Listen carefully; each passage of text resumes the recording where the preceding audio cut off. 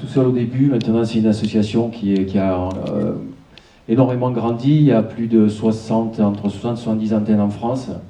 Il y a même des antennes un petit peu à l'étranger.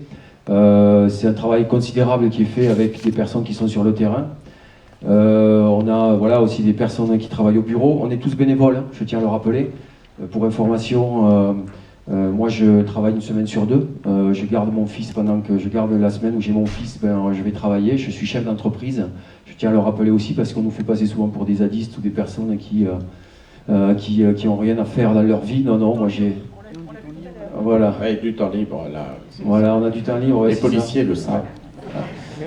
Et voilà, et donc la semaine où j'ai pas mon fils, je pars faire des actions et on fait travailler les groupes locaux et puis toutes les alertes qui arrivent. Je pense qu'aujourd'hui on a quand même un moyen d'action qui est celui-ci. Alors c'est une sacrée cochonnerie ça, honnêtement, avec tout ce qui est réseau, tout ce qui passe et la pollution que ça génère. Par contre, pour nous, si on sait s'en servir à bon escient, c'est un intérêt majeur. Moi, sans ça, j'aurais jamais fait évoluer autant le groupe national de surveillance des arbres. Ça n'aurait jamais autant pris d'ampleur. Chaque fois qu'il y a une alerte, quelque chose, eh bien, il faut vraiment être réactif. Il faut, j'ai envie de dire, casser le projet dans l'œuf le plus rapidement possible. Donc déjà, faire une vidéo. Aujourd'hui, j'ai la chance de pouvoir faire du bruit médiatiquement au niveau national.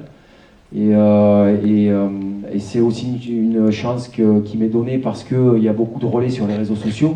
Donc c'est aussi, moi j'ai envie de dire que les personnes aujourd'hui qui pensent qu'elles se sentent inutiles, qu'elles ne savent pas quoi faire parce qu'elles sont prises dans ce modèle économique qui nous bouffe du matin au soir, métro, boulot, dodo, le crédit, le machin à payer.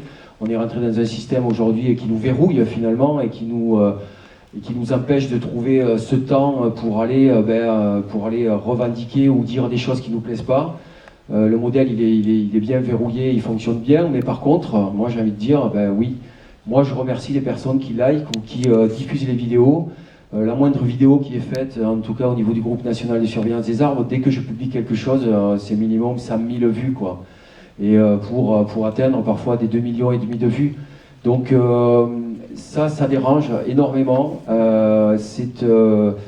Je pense que c'est, enfin en tout cas là je vais m'avancer et parler pour le GNSA, c'est vraiment le mode d'action qui est mis en place, c'est se montrer.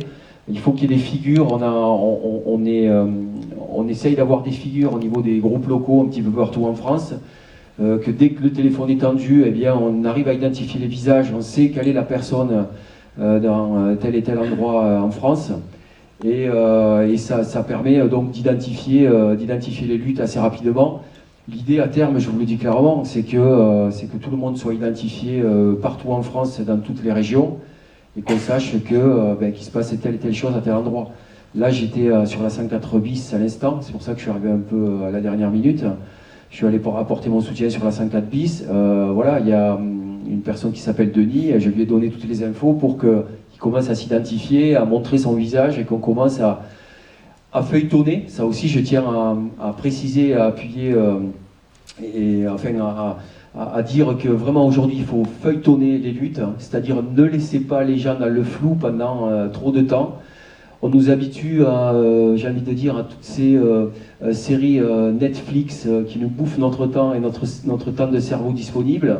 Eh bien, faisons des luttes, des feuilletons Netflix que les gens aient envie de relayer, de regarder et de savoir où ça en est chaque semaine. Et qu'est-ce qui se passe et pourquoi le préfet n'a pas répondu et pourquoi aujourd'hui il y a les forces de l'ordre et pourquoi là on est en train d'abattre cet arbre. Et je peux vous assurer que ça fonctionne, ça marche.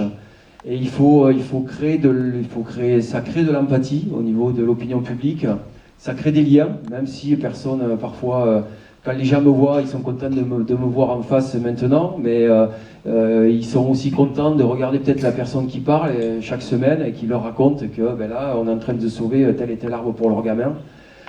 Voilà, je ne sais pas quoi dire de plus, je ne veux pas être trop long non plus, mais moi je pense que voilà, il faut feuilletonner, faites tourner vos téléphones portables, quoi, voilà.